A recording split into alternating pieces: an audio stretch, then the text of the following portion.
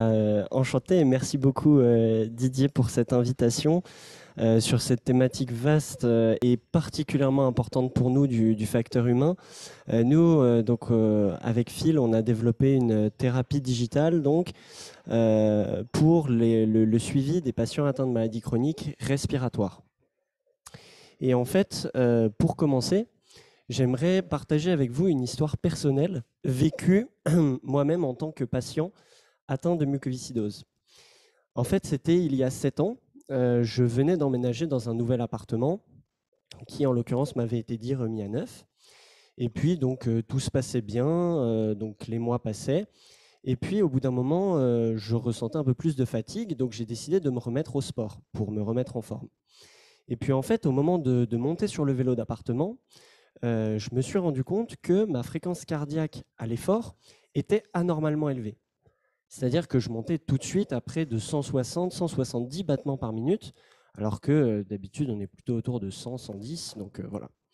Donc je rentre chez moi, je présente un peu mes observations à mon équipe soignante, donc par mail. Et puis quelques jours plus tard arrive le week-end. Et donc en l'occurrence, mon équipe soignante n'a pas encore pu prendre connaissance de mon message. Et en l'occurrence, je fais une première grosse crise.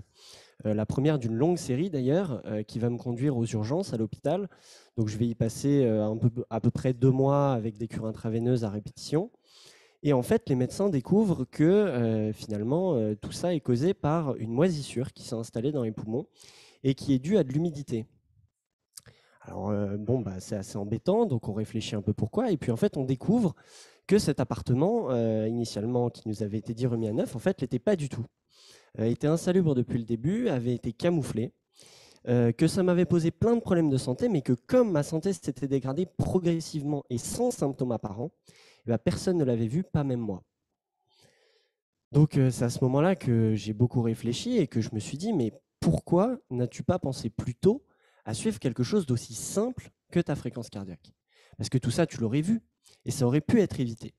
Et c'est finalement en fait de cette conviction qu'est né Phil, qu'en suivant certains signaux faibles de la maladie, on pouvait prévenir les problèmes plutôt que d'attendre de devoir les guérir. Et donc, peu de temps après ça, il y a eu un événement, en l'occurrence dans la communauté de la mucoviscidose, qui visait à regrouper, donc on peut passer à la slide suivante, du coup, qui visait à et également encore, qui visait à regrouper donc des patients, des professionnels de santé également, des parents, des aidants, pour raconter un petit peu des histoires, dégager des problématiques et commencer à réfléchir à des solutions pour améliorer notamment la qualité de vie des patients et répondre à ces problématiques de suivi. Et puis, donc c'est ici que je raconte pour la première fois l'histoire que je viens de partager avec vous. Et en fait, ça fait écho chez plusieurs patients autour de la table qui n'ont pas exactement la même histoire, mais cette même problématique qu'aujourd'hui, finalement, bien souvent, on réagit au problème et on réagit au moment de l'apparition de symptômes. Sauf qu'à ce moment-là, c'est déjà trop tard pour le patient.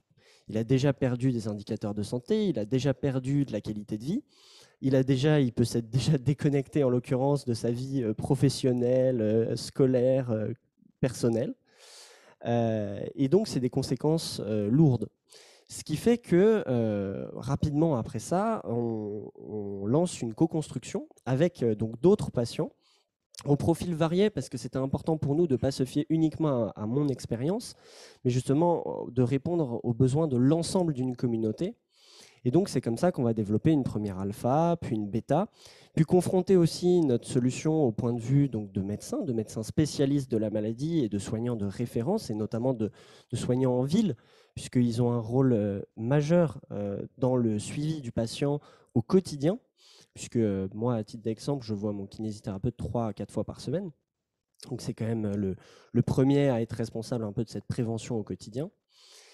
Et puis on en arrive donc à cette solution, on peut passer à la slide suivante, qu'on a développée, qui consiste dans un premier temps, à installer des objets connectés, à les mettre à la disposition des patients pour leur permettre de prendre en autonomie des données objectives comme le poids, la capacité respiratoire, et qui vont être complétés par des ressentis patients qui vont être enseignés à l'aide, donc là, comme vous pouvez le voir à l'écran, donc de ce qu'on appelle des échelles visuelles analogiques, qui permettent aux patients d'estimer un petit peu son état de santé sur plusieurs aspects, donc notamment de sa santé ou même de son bien-être.